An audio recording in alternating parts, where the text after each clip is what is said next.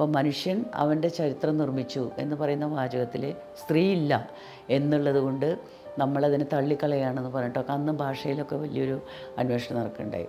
മതത്തിനകത്ത് അണധികാരത്തിൻ്റെ ഫലമായിട്ട് നിലനിൽക്കുന്ന സ്ത്രീ വിരുദ്ധത, ദളിത് വിരുദ്ധത, ഇതൊക്കെ അഡ്രസ്സ് ചെയ്യണമെങ്കിൽ പൈസേൻ്റെ ആയിട്ട് കാര്യമില്ല. ഞാൻ പറഞ്ഞ സ്കോച്ച് കുടിച്ചാലും തല്ല് കിട്ടുന്നുണ്ട്, പട്ടച്ചാരായം കുടിച്ചാലും തല്ല് കിട്ടുന്നുണ്ട്, സ്ത്രീകൾക്ക് അടി കിട്ടുന്നുണ്ട്. അപ്പോൾ സ്കോച്ച് വർഗപരമായിട്ട് പൈസ ഉള്ളവൻ കുടിക്കുന്ന ഒരു സാധനമാണ്. പട്ടച്ചാരായം കുടിച്ച് ചത്തുപോകുന്നവൻ ഏറ്റവും അടിത്തട്ടിൽ കിടക്കുന്നവരാണ്. അതൊരു വിചിത്രമായിട്ടുള്ളൊരു ഘടനയായിട്ട് നമുക്ക് തോന്നും. പക്ഷേ അത് ലിംഗപരമായിട്ടുള്ള ഒരു തീരുമാനം ആണ്. സ്ത്രീ ആയിരിക്കുക, എല്ലാ സ്ത്രീകൾക്കും പ്രശ്നം ഉണ്ട്, പൈസ കൊണ്ടല്ല അത് പരിഹരിക്കുക. അത് സാമൂഹികമായി ഒരു വലിയ മാറ്റം, ആ മാറ്റമാകട്ടെ വളരെ ആഴത്തിൽ പോയി ചെയ്യേണ്ട ഒരു മാറ്റമാണ്.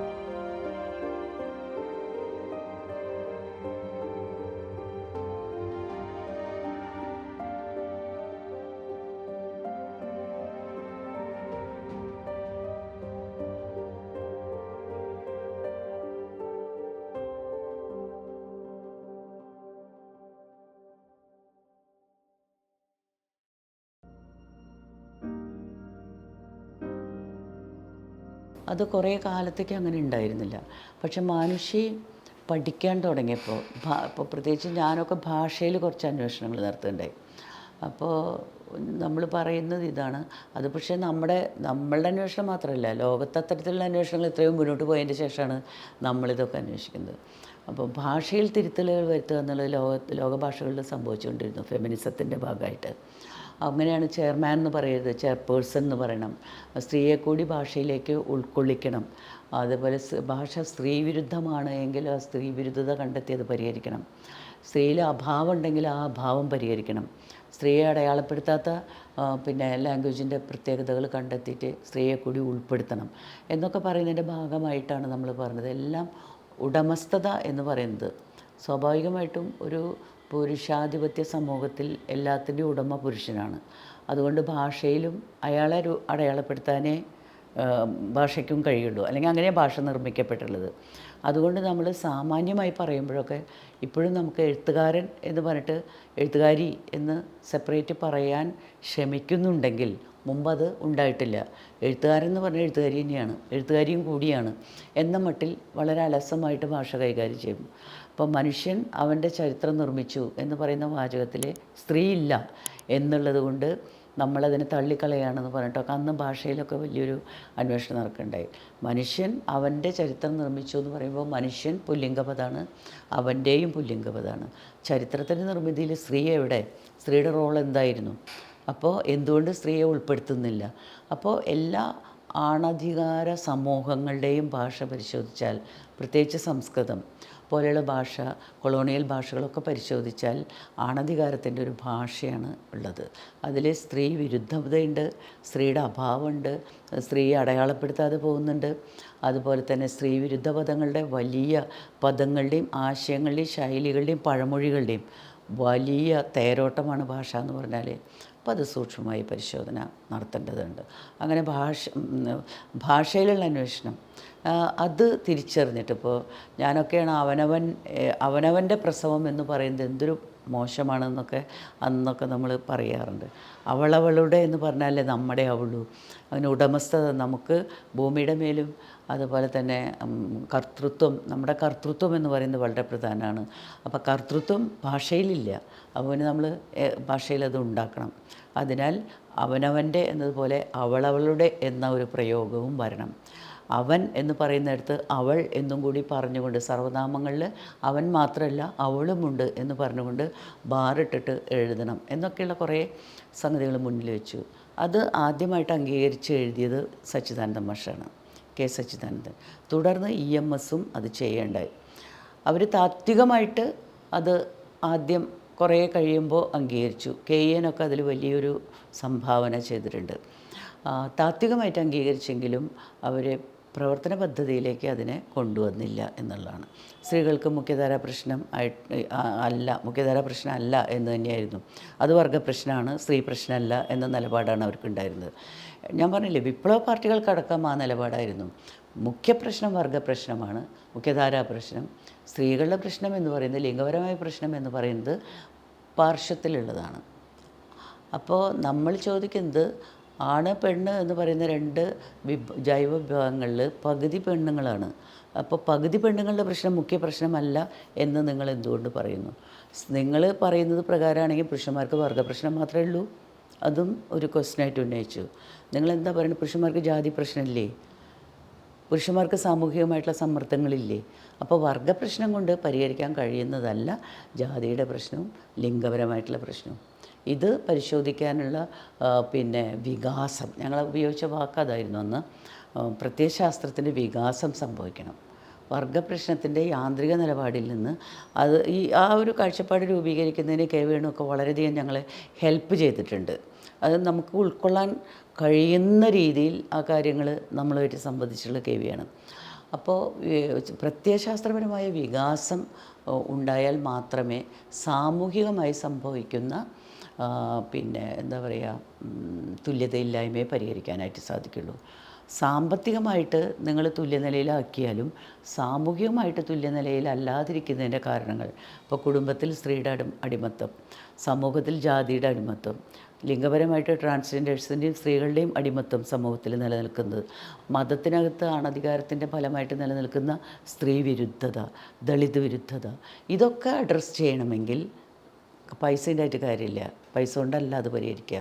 അത് സാമൂഹികമായി ഒരു വലിയ മാറ്റം, ആ മാറ്റമാകട്ടെ വളരെ ആഴത്തിൽ പോയി ചെയ്യേണ്ട ഒരു മാറ്റമാണ്, വളരെ ആഴത്തിൽ നിന്ന്.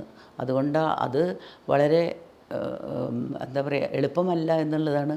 ഇപ്പോഴും ഇത്ര വലിയ നവോത്ഥാന സമരങ്ങൾ നടന്നിട്ട് ജാതിയുടെ പ്രശ്നത്തിൽ നമുക്ക് കൂടുതൽ ജാതിവൽക്കരിക്കപ്പെട്ടുകൊണ്ടിരിക്കുന്ന ഒരു സമൂഹമായിട്ട് നമ്മൾ മാറിക്കൊണ്ടിരിക്കുന്നത്. നമുക്കത് പരിഹരിക്കാൻ പറ്റിയിട്ടില്ല.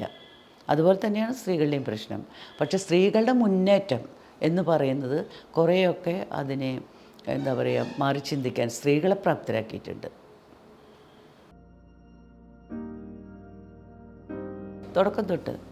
തുടക്കം മുതലേ ഉണ്ട്. അതാണ് ഞാൻ പറഞ്ഞത്. നമ്മൾ സ്ത്രീകളുടെ വിമോചനം പറയുമ്പോൾ ആരോട് കണ്ണി ചേരണം എന്ന ചോദ്യമാണ് നമ്മൾ പ്രധാനമായിട്ട് ചർച്ച ചെയ്തത്. ആ ചോദ്യത്തിനകത്ത് ഈ ഉത്തരമുണ്ട്.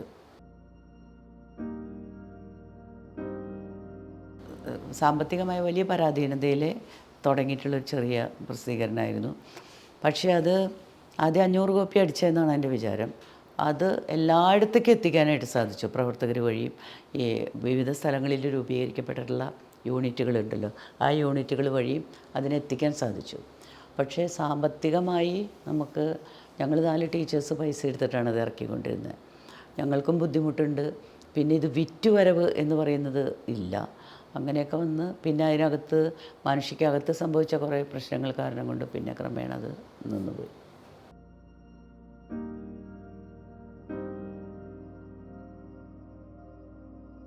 ഇല്ല, നമുക്ക് ജനങ്ങളിലേക്ക് ഈ ആശയം എത്തിക്കണമെങ്കിൽ കലാരൂപങ്ങൾ ഉപയോഗിക്കുക എന്നുള്ള ഒരു തോന്നൽ ഉണ്ടായിരുന്നു. അതാണ് നാടകം ഉപയോഗിച്ചത്.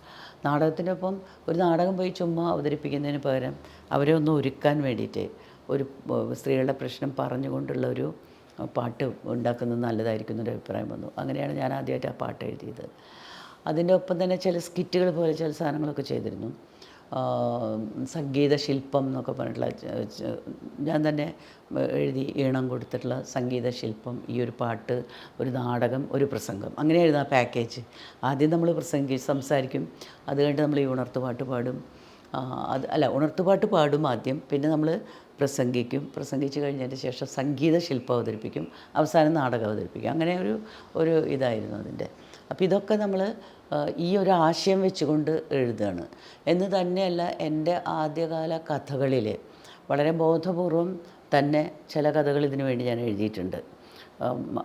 അത് നാടകം എങ്ങനെ പ്രചരണത്തിന് വേണ്ടി ഉപയോഗിച്ചോ അതുപോലെ കഥയും പ്രചരണത്തിന് വേണ്ടി ഉപയോഗിക്കാം എന്നൊരു കാഴ്ചപ്പാടിൽ ചെയ്തിട്ടുള്ളതാണ്. അധികമൊന്നുമില്ല, എങ്കിലും ആദ്യകാലത്ത് കുറച്ചധികം കഥകളും അങ്ങനെ ഞാൻ എഴുതുന്നുണ്ടായിട്ടുണ്ട്.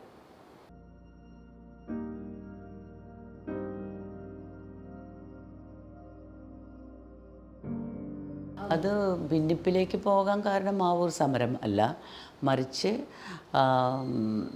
ഈ നേരത്തെ പറഞ്ഞ പോലെ ഒരു സ്വതന്ത്ര സ്ത്രീ വിമോചന സംഘടന എന്ന രീതിയിൽ പ്രവർത്തിച്ചുകൊണ്ടിരുന്ന, അതിനകത്ത് ഇപ്പോൾ വിപ്ലവ പാർട്ടിയുമായി ബന്ധപ്പെട്ട സ്ത്രീകളല്ലാത്ത ബഹുഭൂരിപക്ഷ സ്ത്രീകളുണ്ട്.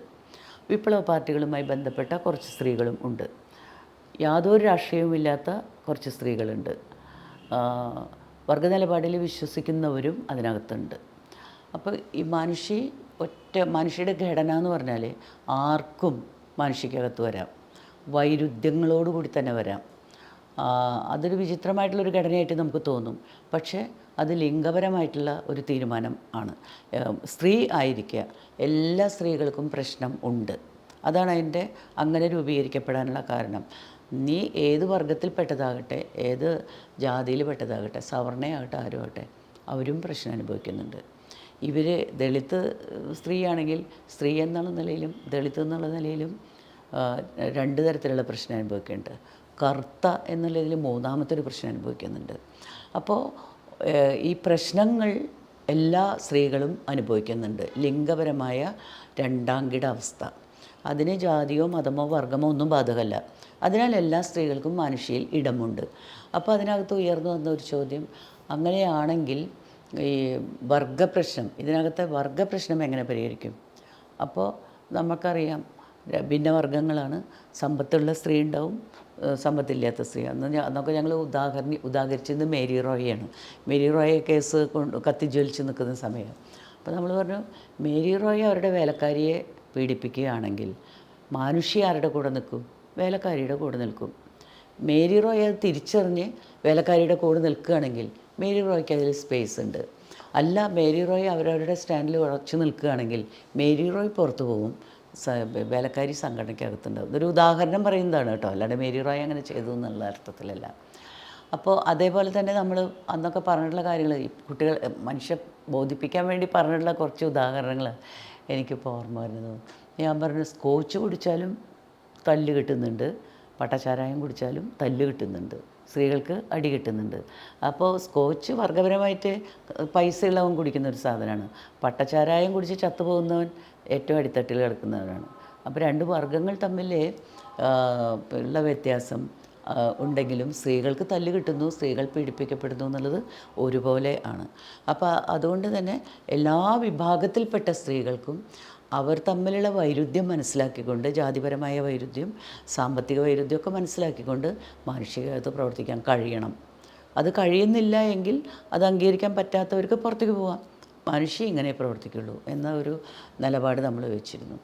അപ്പോൾ അതനുസരിച്ചിട്ടാണ് മനുഷ്യരുടെ പ്രവർത്തനങ്ങൾ മുന്നോട്ട് പോയിക്കൊണ്ടിരുന്നത്. അതേസമയം നമ്മളറിയാതെ കണ്ട് സംഭവിച്ച കുറേ കാര്യങ്ങളുണ്ട്. അതിൽ ഒന്നെന്താണെന്ന് വെച്ചാൽ, ഈ വിപ്ലവ വിദ്യാർത്ഥി അവരുടെ ഭാഗത്തു നിന്ന് അവർ ഏറ്റെടുത്ത് നടത്തുന്ന സമരങ്ങളിൽ അവരുടെ വിഭാഗം സ്ത്രീകൾ മാനുഷി എന്ന പേരിൽ പങ്കെടുക്കാൻ തുടങ്ങി. മനസ്സിലായില്ലേ? അപ്പോൾ ഏതൊരു സമരം ഉണ്ടായാലും മാനുഷി ഇടപെട്ടു എന്നാണ് പറയുന്നത്. അത് ഞങ്ങൾ ചിലപ്പോൾ അറിഞ്ഞോളണമെന്നില്ല. അങ്ങനൊരു പ്രശ്നം വന്നു. സതുദ്ദേശത്തോടു കൂടിയാണ് മാനുഷി ഇതിലിടപെട്ടു അല്ലെങ്കിൽ മാനുഷി അതിലിടപെട്ടു എന്ന് ഞങ്ങൾ കേൾക്കുകയാണ്.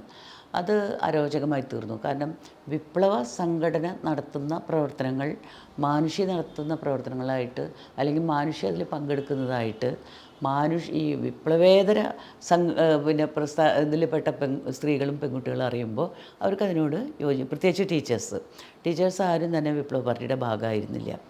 അതുകൊണ്ട് പക്ഷേ ആശയപരമായിട്ട് ഇപ്പോൾ കെ വേണുവിനെ നമ്മൾ കേൾക്കുകയാണ്, നമുക്കൊരുപാട് അതിൽ നിന്ന് എടുക്കാനുണ്ട്. നമ്മളുടെ പ്രശ്നം അനലൈസ് ചെയ്യാനൊരു ഹെൽപ്പ് നമുക്ക് വേണം. പൊളിറ്റിക്കലായിട്ട് ധാരണയുള്ള വളരെ വലിയ ധാരണയുള്ള ഒരു സംഗതി നമുക്ക് ഹെൽപ്പ് വേണം. അത് നമ്മൾ ആകാവുന്നിടത്തോളം നമുക്ക് ശരിയാണെന്ന് ബോധ്യം വരുന്നതും മുഴുവനും നമ്മൾ എടുത്തിരുന്നു. അത് ഇപ്പോൾ മാനുഷിയുടെ സ്ത്രീ പ്രശ്നത്തിൽ മാത്രമല്ല, ഇപ്പോൾ ദേശീയ പ്രശ്നം ഉന്നയിച്ച സമയത്ത് അല്ലെങ്കിൽ കെ വേണു ആ രീതിയിലൊക്കെ അതിൽ നിന്ന് നമ്മുടെ റോൾ അതിലെന്താണ് എന്നുള്ളതൊക്കെ നിരന്തരം അന്വേഷിച്ചുകൊണ്ടിരുന്നൊരു കാലമാണത്.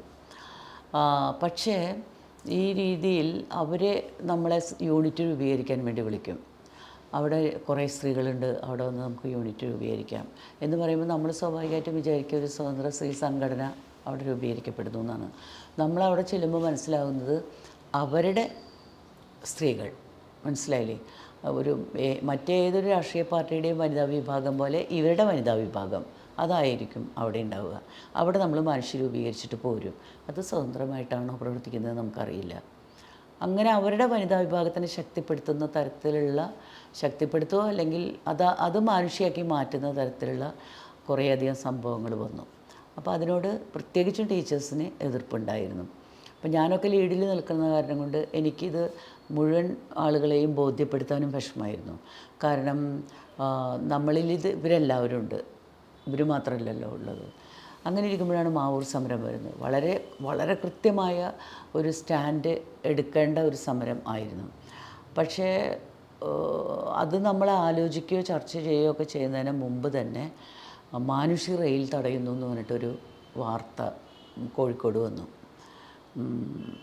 സത്യത്തിൽ റെയിൽ തടയുന്നത് നക്സലൈറ്റുകളായിരുന്നു. ഈ CRC-CPI MLൻ്റെ വിഭാഗം, കെ വേണുവിൻ്റെ വിഭാഗം ആളുകളായിരുന്നു. മറ്റവരുണ്ടായിരുന്നോ എന്ന് എനിക്കറിയില്ല. അപ്പോൾ ഞങ്ങളന്ന് കോളേജിൽ വർക്ക് ചെയ്യുന്ന സമയമാണ്. ഇപ്പോൾ പോലീസുകാർ അന്വേഷിച്ചു വന്നു, നിങ്ങൾ റെയിൽ തടയേണ്ടതെന്ന് പറഞ്ഞു. ഞങ്ങൾ പറഞ്ഞില്ല, ഞങ്ങൾ റെയിൽ തടയുന്ന സമയം ഞങ്ങൾ പ്ലാൻ ചെയ്തിട്ടില്ല. അല്ല, മാനുഷി റെയിൽ തടയുന്നു എന്നാൽ മാനുഷ്യ പ്രവർത്തകരെ അറസ്റ്റ് ചെയ്തിട്ടുണ്ട് എന്ന് പറഞ്ഞു.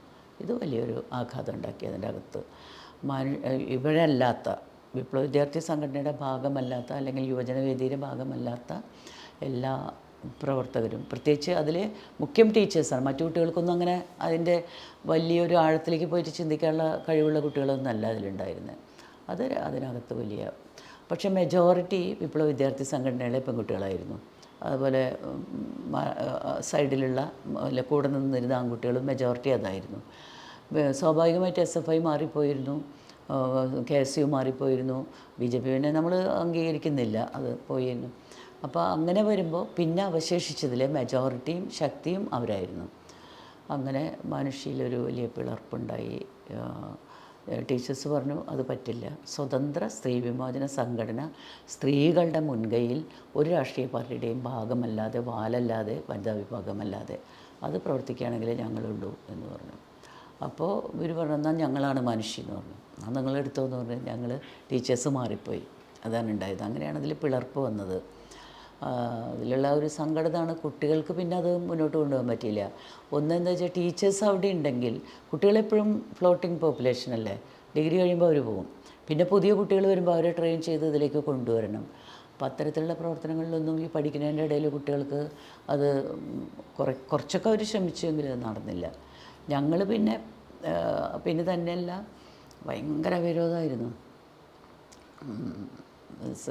SFI അല്ല CPM-നും CPI-ക്കും ഒക്കെ കമ്മ്യൂണിസ്റ്റ് പാർട്ടികൾക്ക് ഭയങ്കര വിരോധമായിരുന്നു.